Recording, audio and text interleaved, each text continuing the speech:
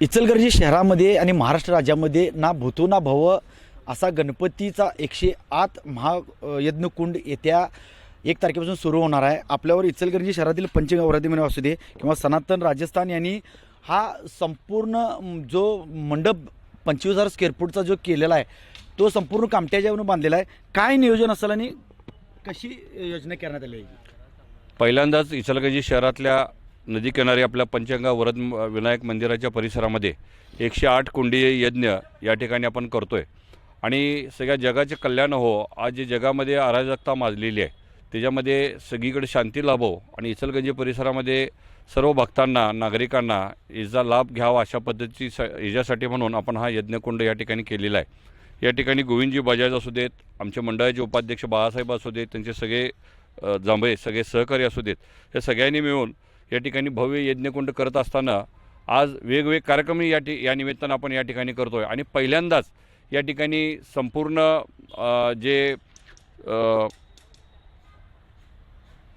सीतारामजी महाराज राजस्थानवरून आहेत त्यांच्या मार्गदर्शनाखाली हा कार्यक्रम होतो आहे आणि श्रीशैल मठाचे जगद्गुरू हे सुद्धा या ठिकाणी या कार्यक्रमाच्या निमित्ताने येत आहेत। मुख्यमंत्री उपमुख्यमंत्र्यांनी आपण त्या ठिकाणी निमंत्रित केलेलं आहे। तर माझी आपल्याला या TV9 चॅनलच्या माध्यमातून आपल्याला विनंती आहे की या माध्यमातून संपूर्ण महाराष्ट्रामधले पश्चिम महाराष्ट्रामध्ये सर्व भक्तांनी गणेश भक्तांनी नागरिकांनी इचलकरंजी शहरामध्ये यावं। नदीकिनारी असणाऱ्या वरद विनायक मंदिराच्या ह्या 108 यज्ञकुंडामध्ये आपण सगळ्यांनी सहभागी होण्याचा प्रयत्न करावा। सर्वांना सहभागी नाही प्रत्येक 8 दिवस जरी नाही येता आलं तरी एखादा दिवस तरी या ठिकाणी येऊन वरद विनायकाचं आणि या यज्ञकुंडाचं दर्शन घेऊन जावं अशा पद्धतीची विनंती या ठिकाणी वरद विनायक मंडळ व सनातन ज्ञानपीठ यांच्या वतीने मी या ठिकाणी आपल्याला करतोय।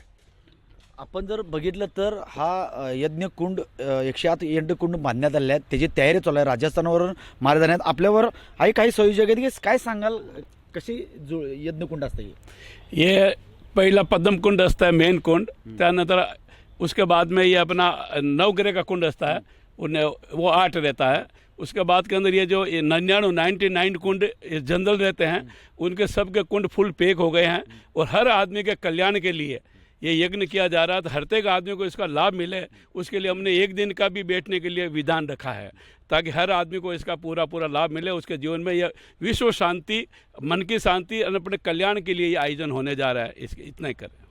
आपण जर बघितलं तर 108 कुंडाच्या माध्यमातून गणपतीच्या समोर हा महायज्ञ होणार आहे। जगामध्ये जी अराजकता मागली आहे त्याच्यावर कुठेतरी शांती मिळू दे, प्रत्येक माणसाच्या मनामध्ये किंवा त्यांच्या जीवनामध्ये सुख येऊ दे यासाठी हे नियोजन करण्यात आलं आहे। राजस्थाननंतर पहिल्यांदाच महाराष्ट्रामध्ये हा असा 108 यज्ञकुंड व्हायला आहे। जवळजवळ 2,500 25,000 स्क्वेअर फूटमध्ये हा बांधण्यात आला आहे। संपूर्ण कामट्याच्या बांधण्यात आले, संपूर्ण राजस्थानहून हे कारागीर इथं आलेला आहे। कॅमेरामॅन निखिल विशेष, मी साईनाथ जाधव, TV9 मराठी, इचलकरंजी।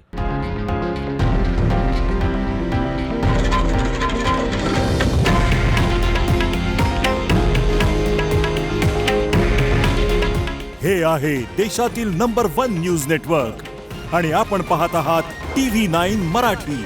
काळजी तुमची, हित महाराष्ट्राचं।